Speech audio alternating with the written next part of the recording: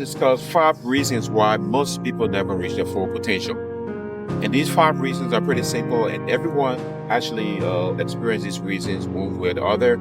Folks who are super successful, they understand these things, and some folks are successful because they naturally understand these things.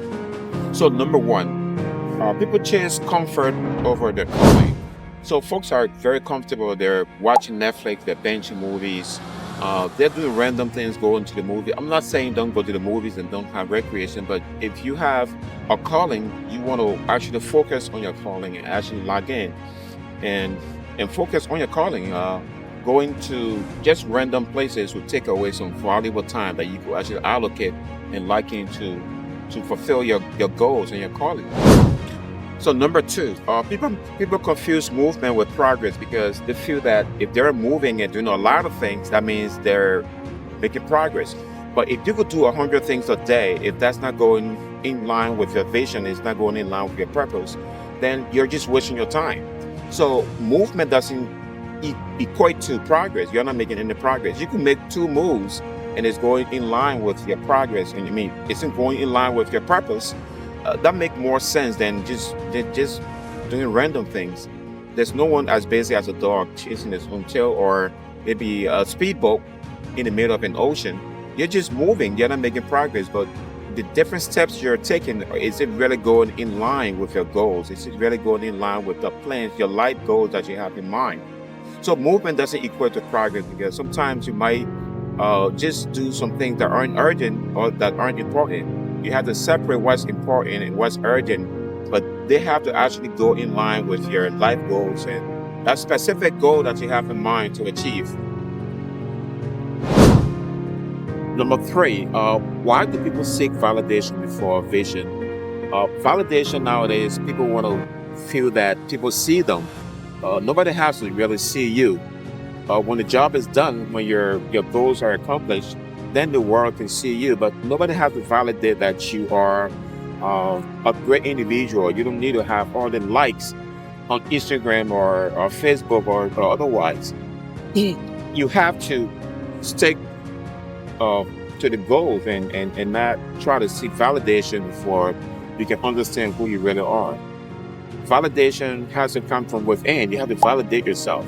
You have to understand that your goals is something that was born in silence in you. And those goals coming out, you don't need someone to validate who you are, to actually be who you are. Come out and whatever you achieve, let it be an announcement. Let it be stuff like, oh, I have achieved this, I have achieved that. You don't need validation. So most people fail because they seek validation first. And they don't have validation, they quit. If they don't have the likes on Facebook or Instagram, they quit. So those are some of the areas that I think people need to actually work on.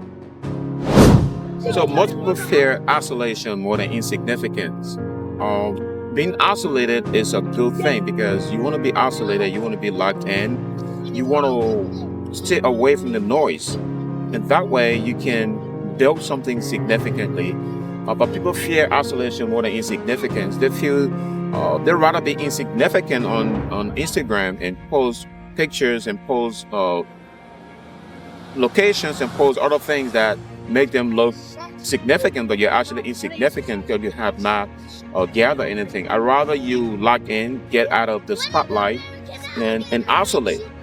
Isolate and focus and hear the voice of God and hear things that will help you to understand your journey.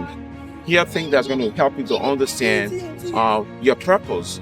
So isolation, I would rather you choose isolation instead of choosing insignificance because you're insignificant if you have nothing to prove or nothing to give to this world, nothing to offer to your community. Number 5, why do people quit right before the breakthrough? A lot of people quit right before the breakthrough because they don't have any patience. They don't stick to the plan. They start this process, start to study for something, and then the next thing you know, they get perplexed, or they take an exam and they fail the exam instead of going back to grind. They just quit, but not knowing your breakthrough is coming right there. So, for me, the more no's I hear, the closer I am to a yes. So the more doors I knock on, the closer I know I am to a yes. So you might just be one door away from the yes, Why would you quit? So the winners don't quit. Winners will just keep going. So keep grinding and keep going, because your breakthrough could just be just one individual away, one interview away.